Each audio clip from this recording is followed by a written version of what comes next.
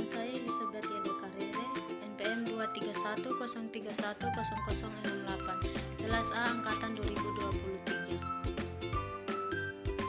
Di sini saya akan menjelaskan tentang definisi 8 kecerdasan majemuk menurut pemahaman individu. Setiap orang memiliki profil kecerdasan yang berbeda-beda. Howard Gardner berpendapat bahwa setiap orang memiliki profil kecerdasan yang unik, di mana beberapa jenis kecerdasan lebih dominan daripada yang lain. 1. Kecerdasan linguistik.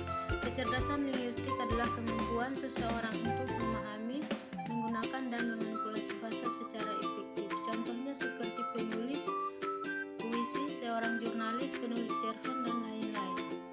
Menurut sudut pandang saya, kemampuan seorang sangat penting untuk berkomunikasi. Peran guru membuat suasana belajar menyenangkan dan memberikan dorongan kepada siswa. Peran siswa berpartisipasi aktif dalam pembelajaran, berbicara, bertanya, dan berbagi ide dalam kelas. 2. Kecerdasan logika. Kecerdasan logika atau matematika adalah kemampuan seseorang untuk berpikir logis, menganalisis, memecahkan masalah, dan memahami pola serta hubungan. Contohnya seorang anak yang bisa menyelesaikan teka-teki matematika dengan cepat. Menurut sudut pandang saya, kemampuan seseorang sangat penting untuk mempergunakan kemampuan mereka untuk memecahkan masalah yang sederhana. Peran guru berikan kesempatan untuk siswanya dan motivasi untuk berpikir kritis dan mencoba hal-hal baru untuk memecahkan masalahnya.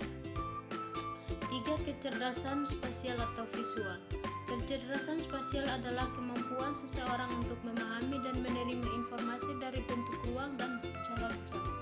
Contohnya seorang arsitek yang melukis bangunan dan seorang seniman yang suka melukis.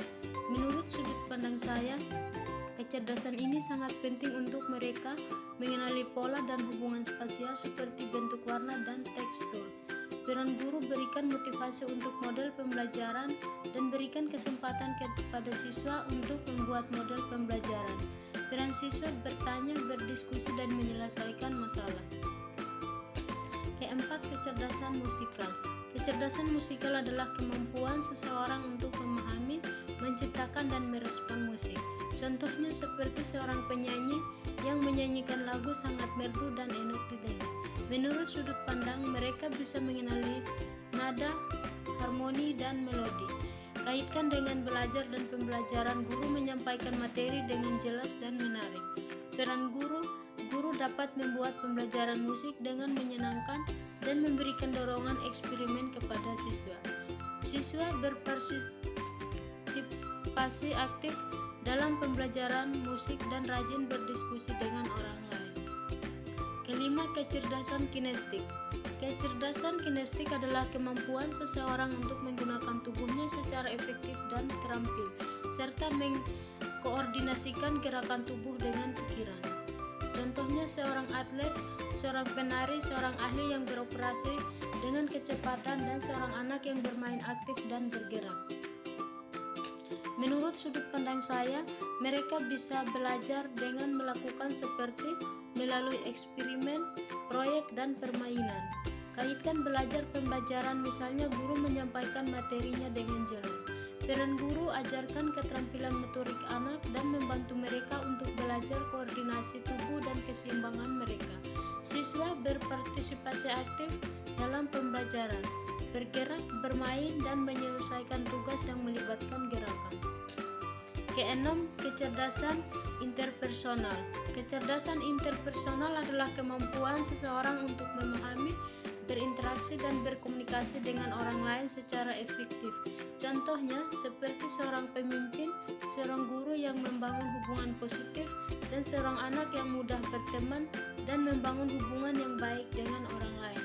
Menurut pandangan saya, mereka bisa membangun hubungan yang kuat dan bermakna dengan orang lain dengan kaitkan belajar dan pembelajaran.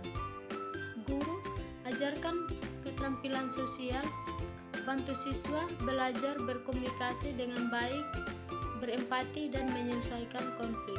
Peran siswa berpartisipasi aktif dalam pembelajaran, berbicara, bertanya, dan berbagi ide dalam kelas. Yang ketujuh, kecerdasan intrapersonal. Kecerdasan intrapersonal adalah kemampuan seseorang untuk memahami dirinya sendiri, termasuk termasuk emosi, nilai, motivasi, dan tujuan. Contohnya seperti seorang penulis yang bisa mengekspresikan emosi dan pengalaman, dan seorang pemimpin yang bisa memotivasi dan menginspirasi orang lain dengan berbagi pengalaman pribadinya. Menurut sudut pandang saya, refleksi diri mereka bisa merenungkan diri sendiri, memahami kekuatan dan kelemahan mereka, dan menetapkan tujuan hidup. Kaitkan belajar dan pembelajaran. Guru harus menyampaikan dan menjelaskan materi dengan belajar dan pembelajaran. Peran guru menciptakan lingkungan belajar yang aman dan mendukung dengan belajar dan pembelajaran.